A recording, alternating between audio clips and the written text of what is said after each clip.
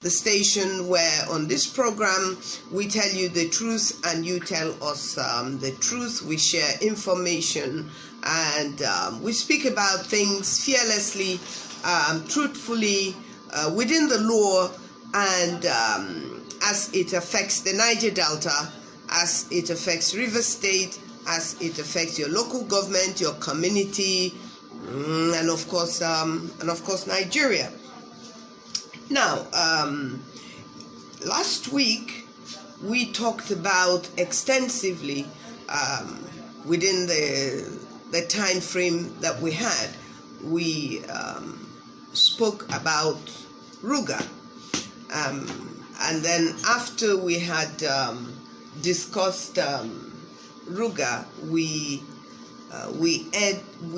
heard that the proposal for Ruga has been suspended. Suspending something does not in any way mean or indicate that you have put an end to that thing. It means that you are waiting to continue with that thing, maybe under a different guise, or maybe you will change certain aspects of whatever it is. But in this case, the issue of Ruga is a very contentious issue. People are not accepting the concept of Ruga in Nigeria. Ruga simply means that the federal government intended at that time to force an idea of secluding and putting aside land in all the 36 states that make up Nigeria, even though the law does not permit that. The Land Use Act in our constitution does not allow the federal government to do anything in the federal government in any state without, as long as it has to do with land, without the permission and the agreement of the state government. And really and truly, if things are done properly, the state government cannot again get up and make those decisions on behalf of the people if the people think it is not favorable or believe it is not favorable to their interests. So basically, at the end of the day, everything boils down to what the people, what you and I want in our state. So the fact, therefore, that the president or the Federal Executive Council have stepped it down with the excuse, if you like, that it was not a Federal Executive Council decision, that it was a decision that was made by the Ministry of Agriculture, and that the Ministry of Agriculture made that decision based on the fact that it had a right to make that decision. And therefore, as usual, the federal government is telling us, the presidency is telling us that it was unaware of the fact that the Ministry of Agriculture had made that decision of Ruga rising the land that belongs to you. You and I. So the fact, therefore, that it has been put on hold or suspended has nothing whatsoever to do, as far as we should be concerned, with us trusting the federal government. By the antecedents of this federal government, what is going to happen and what we should be careful about is the fact that the government will go back and find another way round this issue of taking the land of the people by force. Now, we're very happy especially for us in River State, and we should be, that we have a government that is aware, and we have a government that is bold, and we have a government that will continuously speak up on behalf of the people of River State when it comes to things to do with the federal government, when it comes to things to do with the federal government imposing things on the people of the state. But having said that, we the people cannot sweep this or allow this issue of Ruga and what it entails to be swept under the carpet. The reason is that we cannot trust. We do not trust, and really and truly, we must not trust the federal government, because the federal government does not have the interests of our people at heart when it comes to governance, and when it comes to the favoring a certain people as far as this government is concerned. So the raging discussion, the discussion has gone on, and things are becoming clearer as to what and why the government intends to do,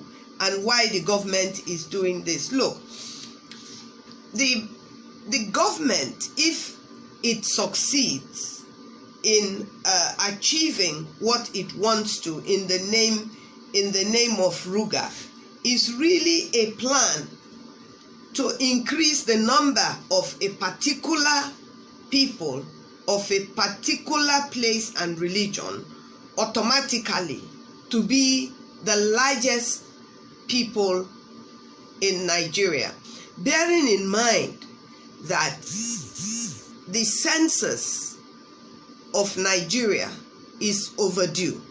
Nigeria should have had a census by now that will tell us how many people we are in Nigeria, breaking them down by sex, by age grouping, by religion, by ethnic nationality. What the government wants to achieve is what the British government was able to do before independence. It is on record, and it can be proven, that the British colonial government, before it handed over independence to Nigeria, had inflated the census of Nigeria in favor of the place, the location, the geographical location of where there was more, or there is rather, more land mass. Now, if we allow this to happen, then theoretically we have become a conquered people without anybody dipping anything in the Atlantic Ocean, as has been threatened centuries ago. We would have exposed ourselves to being a conquered people. Therefore, Ruga to us should be viewed as the 21st century jihad, because the idea behind it is always land, and to take over the land of the indigenous people. Now, if we recall that the 1999 Constitution we are working with today was written and handed over under the military rulership in 1998-1999 of the then General Abdul Salami, who took over from Abacha when Abacha died. This so-called 1999 constitution was written under his supervision to favor certain parts and certain religion. And therefore, what is happening is that things are being done under the 1999 constitution that are not fair and does not work in favor of other ethnic nationalities and other geopolitical regions. And if we also recall, the geopolitical regions of 6 zones and the increment of state creation by the military up to 36 states, all of this was done under the military. And it was all, these things are done always, like in the day of Abacha, when he wanted to go from a military dictator to a democratic, well, he didn't live, so we can only speculate, but we can assume to a military, a civilian dictator. Now, it is agreed that the landmass is more up in the north of Nigeria. And I've always been baffled, therefore, if they have more land, and that is true, why are they not satisfied with the landmass they have, that they want to include the landmass, as small as it is, that other people occupy, Middle Belt, Southwest, Southeast, and the Niger Delta. Now, the Niger Delta were also threatened by the desire of this federal government to own and control the riverbanks that the people of the riverine area occupy. And these riverine areas are in Delta State, they're in Bayelsa, they're in Rivers State, Akwa Ibom, all over the place, all over the Niger Delta. And it is actually the fact that we have riverine indigenous people at the riverbanks and in the swamps and in the creeks that the federal government, any federal government, is able to lay claim to the 200 nautical miles into the Atlantic Ocean before the international communities start counting the open ocean as belonging to the international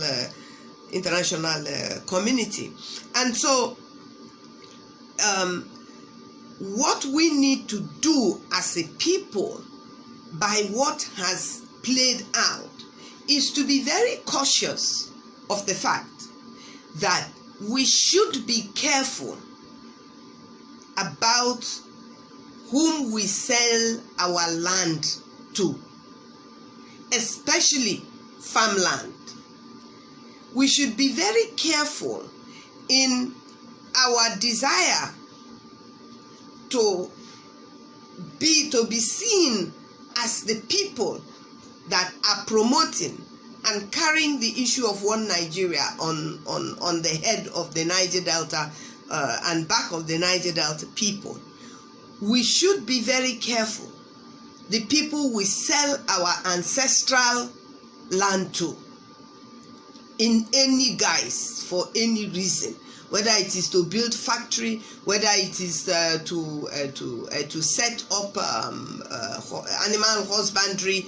In this case, I'm happy now that the governors are beginning to seriously go into agriculture. Agriculture is very key. If we must eat beef, that beef must come from our area. I see no reason why farmers, businessmen cannot come together and go into animal husbandry, whether it's fowl, whether it's piggery, whatever it is, goat, ram, anything it is. We can sustain ourselves with protein if we will get off our backside and stop being lazy and go into farming.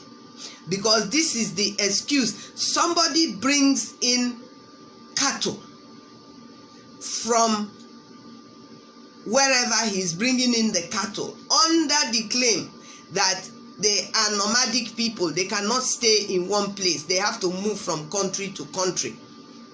And they bring it down to Port Harcourt as if they don't bring it, that we're not going to eat meat. Well, we have to choose what is important to us: our land, our resources, our future, our survival. I'm happy that some Igbo states have said they are already, and I think it's on social media, I saw it anyway, that they are already into husbandry, cattle rearing, and maybe in the next 2-3 years we will be able to buy cattle from there and slaughter. And also the governors, the southeastern state governors have also said that nobody is allowed to walk cows into their states. Now, if they are able to achieve this, that would be great, because there is no reason other than imposing somebody insisting on their own way of doing things, even though that way is breaking the law and putting you and I at risk, that they must stroll in with cattle from Niger, from Mali, and from wherever. No. And this is why our railways, apart from the inconvenience we have, this is why things like our railways have been completely abandoned, so that you cannot have cargo, if you like, carrying rail transportation, where you can load the cattle on railway and leave Kano or Sokoto or wherever in the morning and arrive Port Harcourt in the evening. You don't have to own an abattoir for me to eat beef. You don't have to own it. You can sell it to me. So I don't even know why our people are not the ones that are buying the cattle, slaughtering the cattle, and selling the cattle. So our local economy, even in the market, in Port Harcourt market, is taking over. Cattle is brought in, cut by the same people, it is slaughtered by the same people, it is sold by the same people. They sell everything to do with the cattle. So everything to do with generating money, from selling the cattle to eating the beef, goes to them. So I don't see the gain that our government gets out of it. So these are the things that we need to be aware of. Our people must stop thinking, again I say it, that we are doing politics. This is not politics. The Nigeria we're in today is not politics. Politics ended when the narrative that Jonathan is a bad president and that Jonathan's government must go. Today, in the heart of hearts of Niger Delta people that accepted this narrative, you don't have to admit it to someone else, but you know in your heart of hearts that by keying into that, you made the biggest mistake for us politically. And we have to correct what has gone wrong. The people at risk in Rivers State, for instance, the Ikwere, Ogoni, Ekpeye, Egi, Eche, Elele, Eleme, when it comes to land. When it comes to the riverine people, we are also at risk because of the claim and the desire to lay claim to the river banks, the coastal banks, and the creeks and the mangroves and the swamp. So this is not about any other thing but the rights of rivers people, whether you're upland or whether you're riverine. So the upland riverine people must come together and work together to secure secure Rivers State. The only agenda, in my opinion, that threatens to destroy us is the agenda that is infused into our state using our own people under the guise of politics.